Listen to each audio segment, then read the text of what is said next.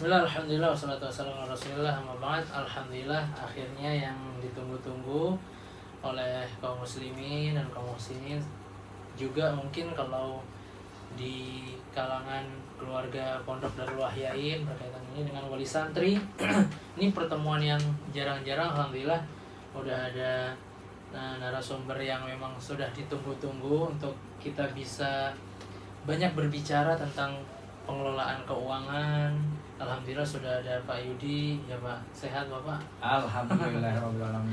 Alhamdulillah juga Pak Fian nih yang langsung ya Pak Ya. untuk pencarian dana, untuk keuangan ini yang biasanya sering deg-degan di pondok. Insyaallah ini mungkin kita akan banyak, ini juga ada di sini kita tampilkan WTP, nanti kita akan banyak, mungkin ada wali santri atau beberapa yang masih awam dengan apa sih WTP, bagaimana kaitannya dengan keuangan, dan mungkin ada beberapa yang belum tahu, belum melek tentang keuangan yang benar bagaimana, sehingga ada pembahasan yang sangat-sangat penting yang perlu diketahui. Jadi Bapak Ibu wali santri, muhsinin sekalian, ini bagaimana Pondok Darul Wahyain Yayasan Sahabat Hanif Indonesia sangat serius terhadap pengelolaan keuangan.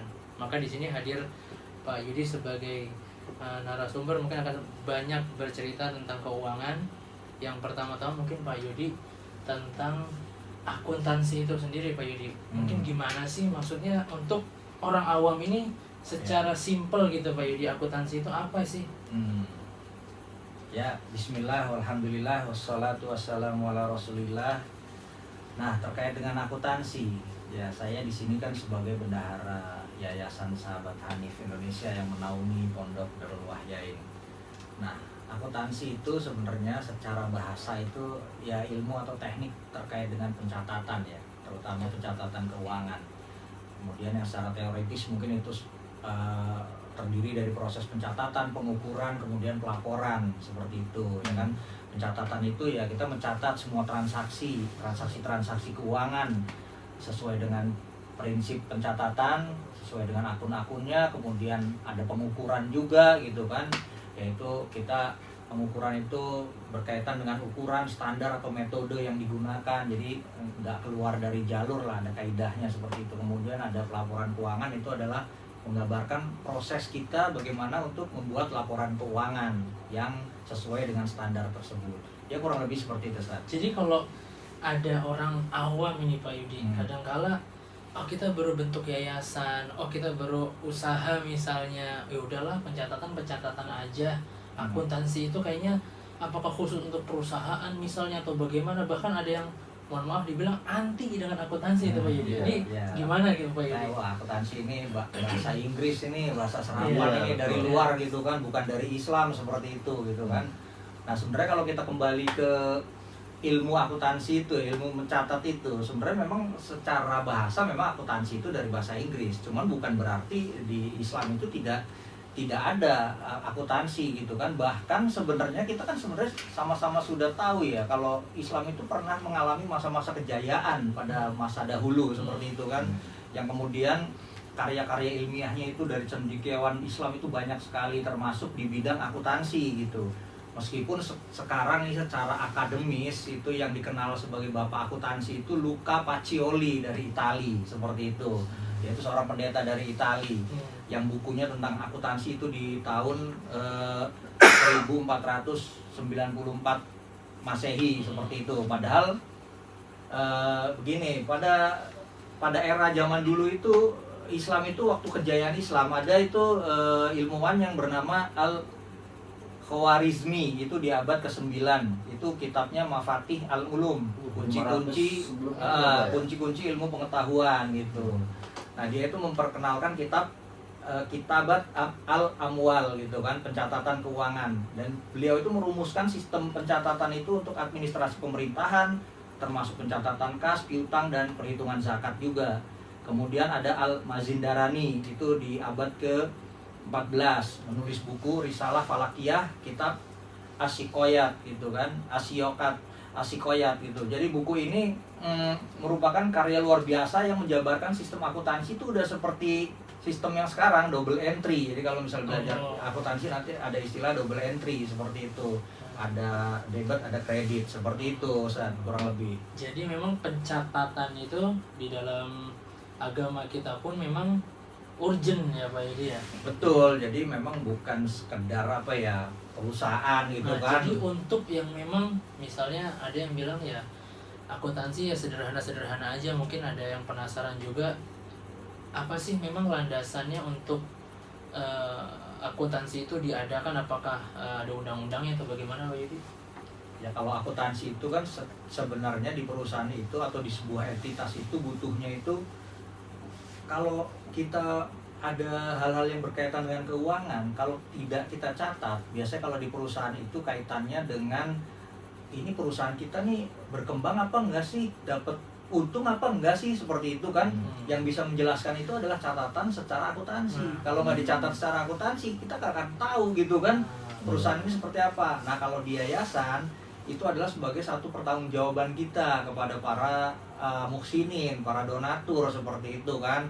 Kita dalam mengelola ini profesional apa enggak gitu. Karena kalau tidak dicatat secara akuntansi nanti tidak akan ketahuan ini uang ini seperti apa pengelolaannya. Nah itulah yang urgensinya itu akuntansi di sebuah entitas. Jadi secara dana umat pun dikelola dengan transparan gitu ya Pak ya. Betul ya. Jadi wajib transparan ya Pak ya. Ya harus itu gitu kan. Jadi kalau untuk akuntansi sendiri pedomannya gitu Pak Yudi, yayasan itu ya berarti nggak jauh beda ya sama perusahaan gitu ya, ada pelaporannya setiap tahun diaudit atau bagaimana? Ya jadi gini, kalau perusahaan itu kan profit oriented, jadi dia berorientasi kepada laba, memang tujuannya itu untuk memperoleh laba. Sedangkan yayasan itu non profit oriented, jadi entitas yang non laba seperti itu. Tapi bagaimanapun juga kita kan menerima uang dari donatur, lalu kita mengelola seperti itu kan. Kalau kita tidak mencatatnya dengan benar, nah itu nanti akan banyak muncul saling prasangka seperti itu kan. Ini uang saya bagaimana ya, ini gimana ya gitu kan. Nah yang bisa menjawab itu ya catatan pelaporan keuangan seperti itu Ustaz. Jadi kemarin itu Pak Fian itu kalau mau dibilang nangis ya cengeng gitu ya. Tapi kita dapat audit itu, kemudian ada WTP, jadi mungkin Pak Yudi bisa sedikit memaparkan misalnya keunggulan atau keuntungan kita melek akuntansi, kemudian pencatatan, sehingga WTP itu sendiri apa bagaimana itu Pak Yudi? Sehingga kok bisa sih nangis, emang kenapa harus nangis gitu kan dapat WTP yayasan gitu? Mungkin begitu terharunya ya Bang Fian ini ya terkait dengan pengelolaan uang yayasan ini, walaupun kita yayasannya masih kecil ya, itu masih kecil, tapi kita punya komitmen yang kuat terhadap pembukuan, akuntansi dan pengelolaan keuangan, karena ini adalah amanah. Akuntansi bukan sekedar mengelola angka-angka saja, tapi ini untuk di yayasan itu lebih ke mengelola amanah dan kepercayaan dari para donatur terutama gitu kan, dan kepercayaan umat pada umumnya seperti itu. Nah masalah terkait WTP yang singkatannya itu wajar tanpa pengecualian, itu istilah di dalam ilmu audit ya. Dalam ilmu audit itu tidak ditemukan kesalahan-kesalahan yang sifatnya material dalam laporan keuangan gitu kan, atau signifikan gitu, kesalahan signifikan. Nah itu dia diperoleh dari hasil audit dari seorang auditor independen yang berupa kantor akuntan publik ya kan, yang izinnya itu sudah resmi dari Kementerian Keuangan. Mereka melakukan pemeriksaan atas pembukuan suatu entitas, dalam hal ini kita nih yayasan, diperiksa secara profesional dengan standar pemeriksaan yang ada, dan selama pemeriksaan itu tidak ditemukan penyimpangan-penyimpangan seperti itu, dan tidak ditemukan kesalahan-kesalahan penyajian laporan keuangan seperti itu. Jadi mereka mengeluarkan istilahnya opini wajar tanpa pengecualian seperti itu, kurang lebih sih seperti itu. Pantesan sempat nangis gitu ya Pak ya, karena memang berarti alhamdulillah sampai dapat predikat WTP ini memang benar-benar keuangan itu dikelola ya Pak ya. Dan suatu prestasi yayasan Ustaz. Oh, iya, jadi kita meskipun kecil kita punya komitmen kuat lah menjaga amanah umat seperti ini gitu. Baik Pak Yudi, Pak Fian, mungkin kita bergiliran mungkin ya untuk pesan-pesan dan apa yang ingin kita sampaikan dari corong media Pondok Darul Wahyain kepada kaum muslimin atau orang tua santri atau calon orang tua santri, bagaimana mengenal Pondok Darul Wahyain yang lembaga insyaallah berkomitmen untuk amanah gitu ya. Silahkan Pak Yudi, apa yang ingin disampaikan? Ya, alhamdulillah Pondok Darul Wahyain yang mana dikelola oleh Yayasan Sahabat Hanif Indonesia, meskipun kami masih muda, masih baru gitu kan, namun kita punya komitmen yang kuat terhadap pengelolaan dana seperti ini. Jadi akuntansi itu kalau kita kaitkan dengan agama kita, ada nggak sih akuntansi itu dalam syariat kita? Saya katakan ada, bahkan itu di ayat terpanjang yang ada dalam Al-Quran yang memuat full satu halaman, yaitu Al-Baqarah 282 ya Ustaz ya. Ya ayyuhalladzina amanu idza tadayantum bidainin ila ajalin musamma faktubu falyaktub bainakum katibum bil adl wala ya'ba katibun ayyaktuba kama 'allamahullah. Yang kurang lebih artinya ya, hai orang beriman, apabila kamu bermuamalah secara tidak tunai dalam waktu yang ditentukan, maka hendaklah kamu mencatatnya, seperti itu kan, dan hendaklah seorang mencatat dengan benar gitu kan, dan janganlah enggan mencatatnya sebagaimana Allah mengajarkan. Nah di situ tuh ada poin-poin itu yang poin-poin penting dalam ayat tersebut. Jadi ketika ada kata-kata maka hendaklah kamu mencatatnya, di situ adalah perintah kepada kita untuk melakukan pencatatan. Allah memerintahkan kita untuk bertanggung jawab atas yang kita lakukan, seperti itu. Jadi kita harus mencatat. Kemudian mencatat dengan benar. Katibun bil adl gitu kan, bil adl. Mencatat dengan benar itu diartikan adanya pedoman atau standar untuk mencatat gitu kan. Jadi nggak asal mencatat aja, tapi ada standar yang mengaturnya. Kemudian berikutnya wala ya bakatibun.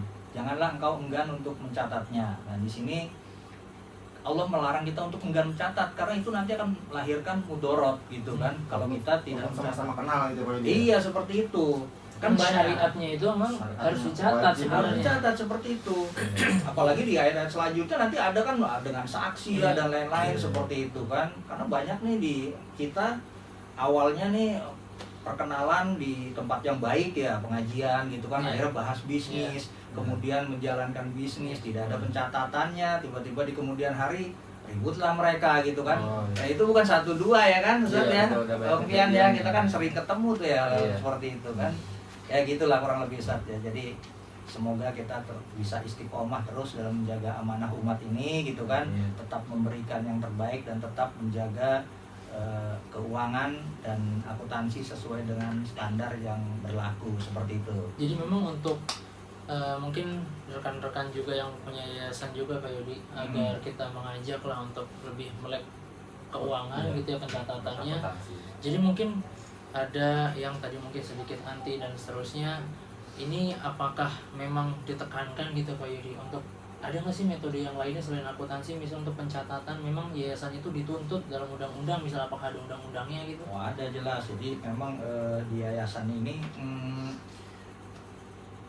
secara aturan perundang-undangan memang undang-undang yayasan itu lahir agak belakangan ya, dia di tahun 2001, kemudian pembaruan di 2000. Walaupun yayasannya sendiri itu sudah banyak berdiri sejak zaman Belanda gitu kan, tapi aturannya memang baru dibuat belakangan. Dan di aturan tersebut memang mewajibkan yayasan itu mempertanggungjawabkan pembukuannya gitu kan. Nah, terutama untuk yang kalau saya baca ini di Undang-Undang Yayasan itu di pasal 49 itu disebutkan bahwa pengurus wajib menyusun laporan keuangan seperti itu. Jadi di pasal 49 pengurus yayasan itu wajib menyusun laporan keuangan. Jadi memang sudah wajib diminta sama Undang-Undang Yayasan bahwa pengurus itu wajib membuat laporan keuangan. Kemudian di pasal 50 itu disebutkan yayasan yang memperoleh bantuan sebesar 500 juta atau lebih atau asetnya itu 20 miliar atau lebih itu wajib diaudit oleh kantor akuntan publik. Dalam setahun itu Pak? Seperti itu.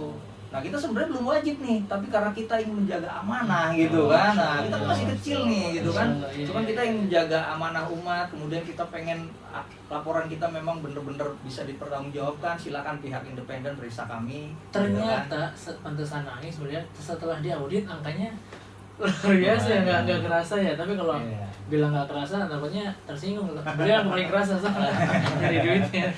Masya Allah. Jadi mungkin itu saja pemirsa. Kira-kira Pak Bian ada tambahan kira-kira Pak? Silakan untuk ya bagaimana atau mohon doanya kepada kaum muslimin.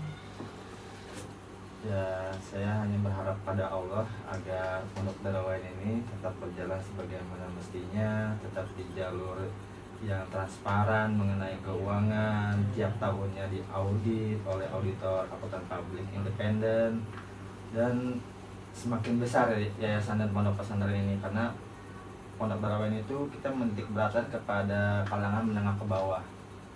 Ya, semoga santri yang makin banyak prestasinya, dan jazakumullahu khairan kepada para muslimin dan orang tua asuh yang selalu mendukung perjuangan Pondok Darul Wahyin sampai di 6 tahun pertama ini, Masya Allah, sampai kita mendapatkan predikat WTP, wajar tanpa pengecualian. Masya Allah, jazakumullahu khairan Pak Yudi atas segala bantuannya. Ini menjadi suatu amanah yang sangat besar dan dibuktikan oleh akuntan publik bahwa kita ini benar-benar amanah dalam mengelola uang dari umat.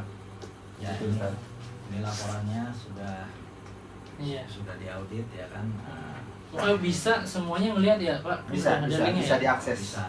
Kita Bisa kita dikasih terbuka, tahu. kita transparan, tinggal klik link Google Drive-nya, itu bisa dibaca semua laporan keuangannya, dari uang makan santri, zakat fitrah, bahkan zakat fitrah pun yang hanya 5 juta pun kita catat semuanya. Iya.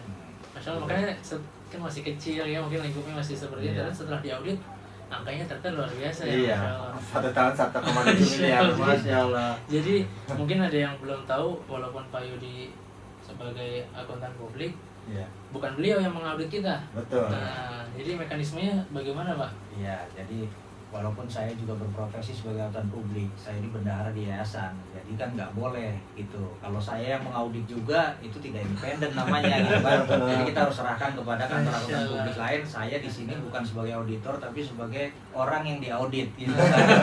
Jadi seperti itu. Jadi saya udah angkat tangan aja, silakan diaudit, gitu kan. Kalau ada permasalahan silakan disampaikan, gitu kan. Iya, Cuman betul. alhamdulillah semuanya berjalan lancar dan report audit telah keluar dan alhamdulillah tidak ada masalah apapun. Alhamdulillah. Berarti ini memang yang wajib disyukuri.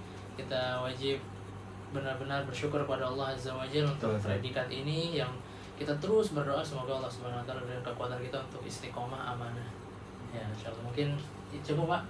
Alhamdulillah. Cukup Pak. Alhamdulillah. Nah, insyaallah kita akan sambung lagi di pembahasan yang lain tentang informasi perkembangan pondok yang insyaallah mengembirakan, yang insyaallah menambah semangat kita untuk dakwah, berjuang menjadi solusi bagi kaum muslimin.